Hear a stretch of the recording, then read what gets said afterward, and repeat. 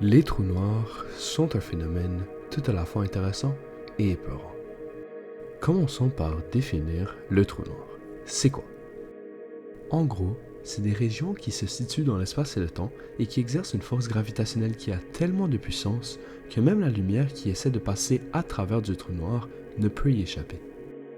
La première personne qui a entamé la discussion sur l'existence de ces régions fut l'anglais John Michell, qui les appelait les étoiles sombres. Plus tard, le terme trou noir a été créé par le physicien John Archibald Wheeler. Les trous noirs sont invisibles, et ils sont une conséquence de la théorie de la relativité générale d'Albert Einstein.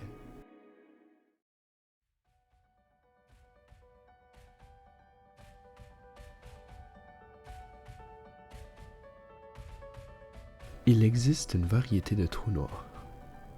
Il y a les trous noirs stellaires, qui sont les plus communs, et leur masse se situe à environ 10 à 20 fois celle du Soleil.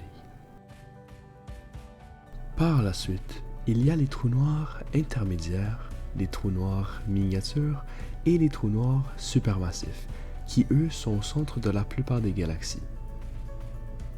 La masse de ces trous noirs supermassifs est géante et équivaut à des millions, et on peut même aller voir jusqu'à des milliards de celles du Soleil. Si vous avez cru que le trou noir stellaire était gigantesque, maintenant vous savez qu'il y a des trous noirs plus grands que notre propre système solaire. Les scientifiques ne sont pas encore capables de déterminer le développement de ces régions supermassives, mais selon eux, c'est dû à une fusion de plusieurs trous noirs stellaires. Mais cela était certain. Pour vous donner un exemple de trou noir, nous avons le trou noir M87, qui est situé au centre de la galaxie Messier 87, qui fait partie d'une des galaxies les plus massives de ce qu'on peut observer de l'univers. Ce trou noir a aussi été le premier à être photographié. Un autre exemple serait le trou noir que nous avons au centre de notre propre galaxie, la Voie lactée, et qui se nomme Sagittarius A. Il est tellement massif qu'il pèse 3 millions de fois notre Soleil.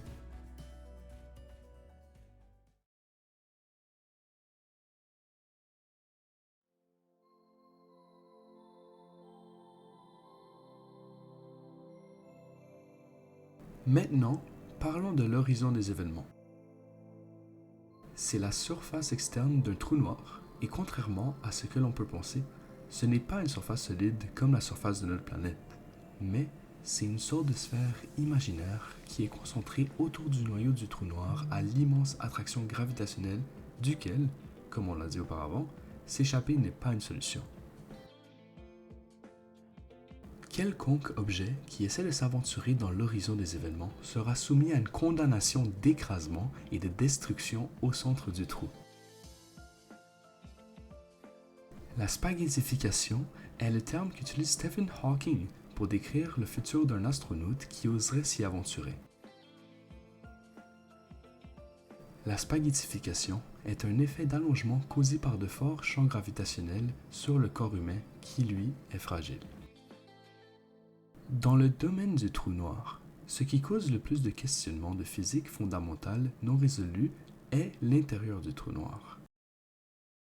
C'est pas certain si son centre est seulement un point de densité infinie où toute l'énergie est concentrée, ce qui est appelé la singularité par les mathématiciens, ou si le centre consiste un moyen de transport vers un autre univers hypothétiquement appelé un trou de verre.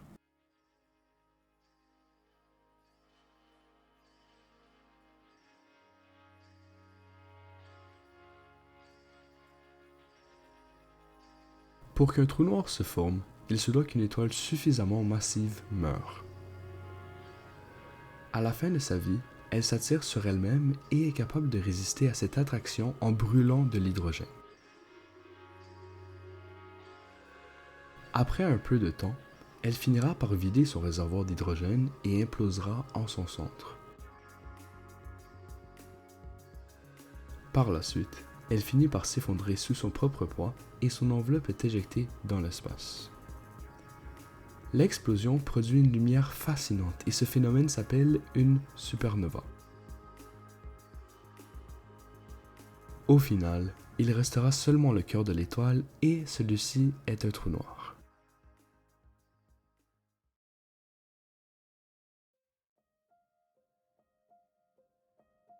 La raison pour laquelle le trou noir est appelé ainsi est parce qu'il est en absence de lumière. Mais si on ne voit pas les trous noirs, comment pouvons-nous les trouver? La méthode la plus simple est d'observer l'effet que le trou noir porte sur la matière à proximité. Pour la plupart des systèmes solaires, il y a une étoile qui s'y trouve dans son centre et autour de celle-là, il y a des planètes qui orbitent. Même après la mort de l'étoile, les planètes continueront leur chemin et vont quand même tourner autour de rien, et ce rien est justement un trou noir.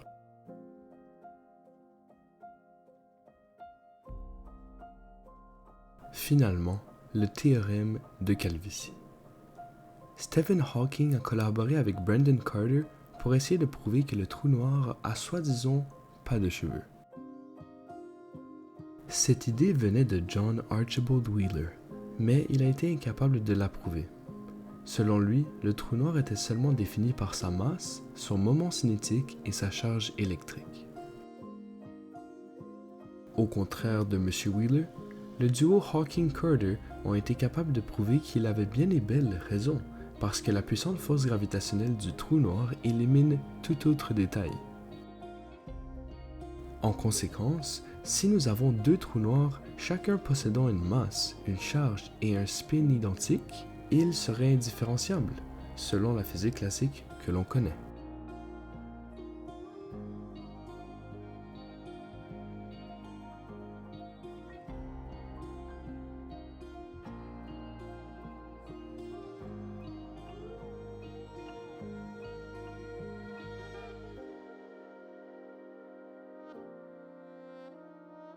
Pour voir plus précisément les informations qui ont été dites durant la vidéo, il y a un site web dans la description de la vidéo qui regroupe toute l'information présentée ainsi que les sources pour les photos utilisées et pour l'information trouvée. Merci d'avoir visionné la capsule sur les trous noirs et j'espère qu'elle vous a plu.